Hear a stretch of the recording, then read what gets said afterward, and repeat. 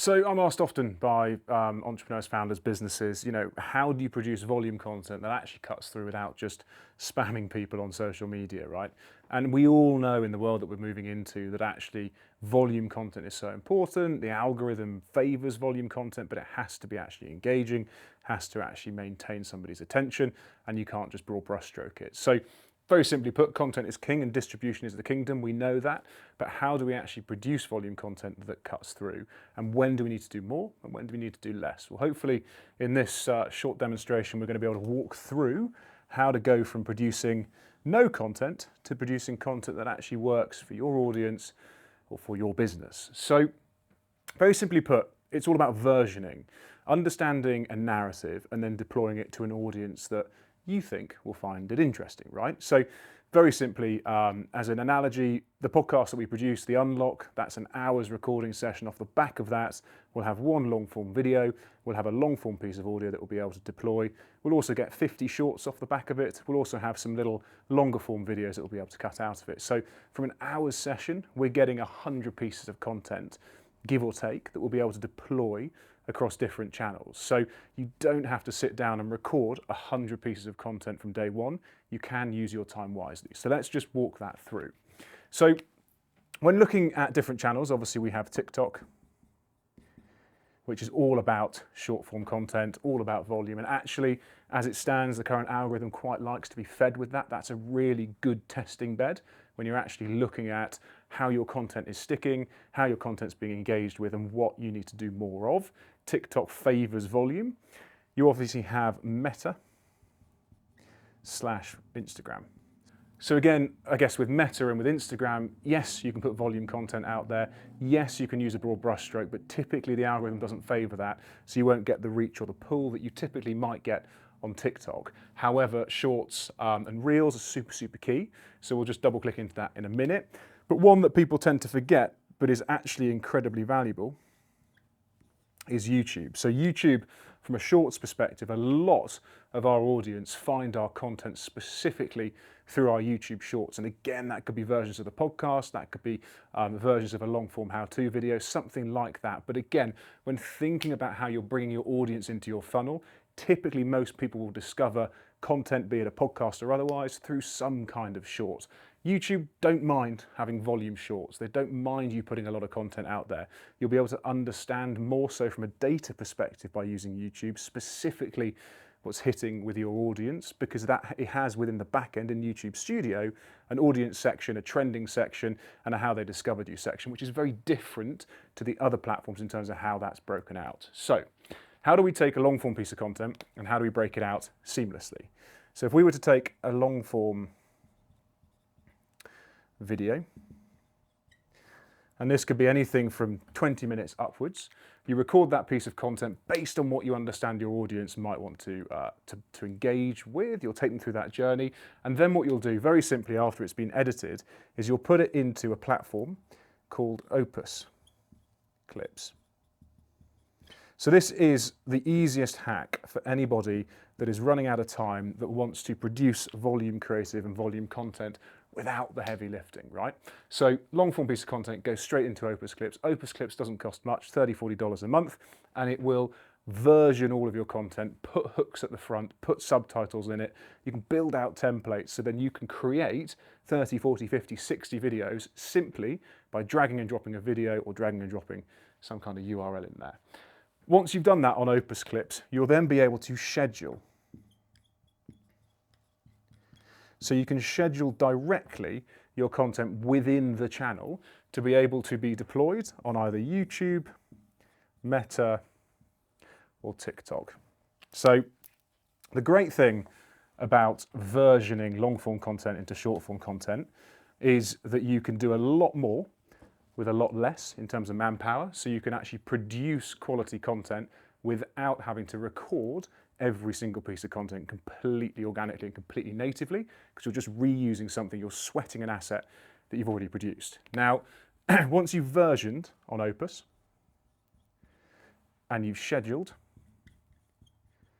on Opus, and I promise they're not sponsoring this podcast, you then are able to write copy on Opus that is native to the channel.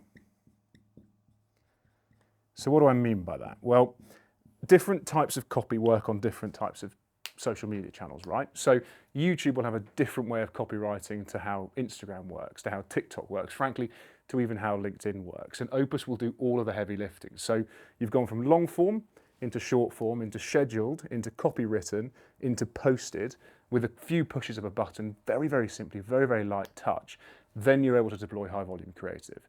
However, when do you know that high volume creative should be dialed back?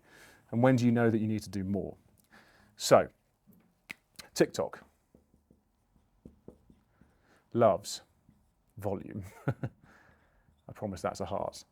TikTok loves volume.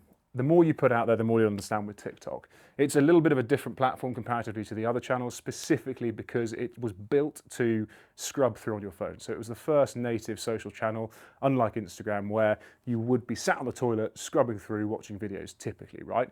We then saw that Instagram adopted that and introduced Reels. We then saw that YouTube adopted that and introduced Shorts. But TikTok is a really good testing platform to understand what Shorts or what Reels or what short form pieces of content specifically work. So what I would typically do is after I've built out the volume creative, I would go hard on TikTok. Go really hard. Post, post, post, post, post. You will then be able to see the data, you'll be able to see what's working, you'll be able to see what's actually hitting with your audience. And then once you've taken the 1, 2, or 3 pieces of content that are working on TikTok, you would then feed them straight into Instagram. Because Instagram doesn't like people to spam specifically. It doesn't like people to put content on there for the sake of putting content on there. It has to engage, it has to build an audience. They have to watch that piece of content for you to essentially climb the algorithm. Different to TikTok, but you take the winners from TikTok, you shove them into Instagram, and then you do that time and time again. So you do more. Now, the difference between TikTok and Instagram versus YouTube and YouTube Shorts is the fact that YouTube was built fundamentally to have long form video primarily before it then moved into Shorts, right? So yes, on YouTube you can upload tons of shorts, but you can also upload long form. Now long form is typically discovered through uploading shorts, and typically YouTube will favor a channel if you are uploading shorts and then backing it up with long form video.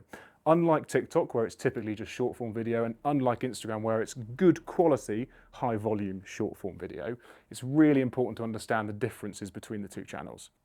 But unlike TikTok and Instagram, YouTube not only does it have long form and short form, but it also has podcasts. And this is really important because when building out a piece of content, for instance, it could be a podcast, it could be a how-to video, it could be anything. Being able to extrapolate the audio from that and deploy that across different channels is super important for being able to engage and win new audiences. So YouTube for me is my favorite channel because not only do you have long, not only do you have short, but you've also got audio first, right? And that's something that TikTok and that's something that Instagram don't offer. So what I'm saying here is you can produce one long form piece of content, you can then deploy 50 short form pieces of content, but then you can have audio, you can have shorts, and you can have long form pieces of content within that. So those are 3 separate types of content that you can deploy on one single channel, engaging a wider audience than you would ever get on TikTok and that you would get on Instagram. Very, very different mediums, very, very different platforms, very, very different strategies. So it's not necessarily that the algorithm doesn't favor volume, it's that maybe the strategy that you're using to produce the volume is incorrect. It's not broad brushstroke, it's not put everything out there and hope for the best. It's go narrow, it's go deep, and it's go consistently, right? So we go onto TikTok to understand what's working. We go onto Instagram with the best videos that are working. We deploy that equally on YouTube with long form and audio, but we do it consistently. We do it daily, we do it weekly. We're posting consistent content on these channels because it's feeding the algorithm. These channels need content to be able to operate, right? And if they haven't got content, they can't operate. The people, the audience aren't sticking on these channels, so thus they haven't got a market. So it's really important to understand that you producing one piece of content, versioned 20, 30, 40, 50 times, is a big win, but understanding the channels that you deploy that content onto is critical so that you don't disengage an audience, shadow banned by Instagram, or just generally aren't getting the engagement that you deserve. But once we've uploaded it specifically to YouTube, how can we then pull out specific bits, like for instance copy, to make sure that we're able to either write blogs or be able to put actual transcripts, tags or descriptions into our YouTube content? Because YouTube fundamentally is basically a search engine, right? It gets served up on Google, it gets served up on LLMs like ChatGPT and Claude when people are looking for specific problems that they're wanting solved or specific products they're wanting to be purchased. So it's really simple, because I went through in an earlier video how we use Manus specifically to build out a creative workflow. You can use Manus really, really well to be able to build out specific copy or specific GEO strategies for your YouTube content. So if we were to take YouTube as the example in this case, and we were to take the long form video and the short form video and the audio that we've extrapolated and uploaded to YouTube as a podcast, you would then simply, once you've built out the flow in Manus, ask it to transcribe and write a blog. Now, why do you do that? The transcription is super important, because actually uploading that directly into any of the content within YouTube will mean that it's able to be skimmed from an SEO perspective. So that's really, really key, and indeed GEO. The blog side of things is because it gives you extra collateral, extra type of content, pieces essentially, to be able to deploy to a new audience. So it could be a mailer, could be on LinkedIn, could be on your website, right? But all of that has come out of the content that you've already produced. So what we've essentially done here, in really simple terms, and if we break it out as a live example as to what we're doing here, we are recording a 20-minute video. Okay, so that's one sitting, that's 20 minutes of my time, that's 20 minutes of Richard's time. And what we'll then do is we will put that after it's been edited. So you get one long form piece of edit, you put that into Opus Clips, where you'll get 50 at least. And then what you'll be able to do is you'll be able to pull out audio times 1, because that's the duration of the actual video. And then what you'll also be able to do is pull a blog / transcript. So what we've done within a 20-minute time frame is we've pulled one piece of long form content out, 50 shorts that can be deployed across multiple channels, one podcast, one blog, and we have a GEO and SEO optimized transcript.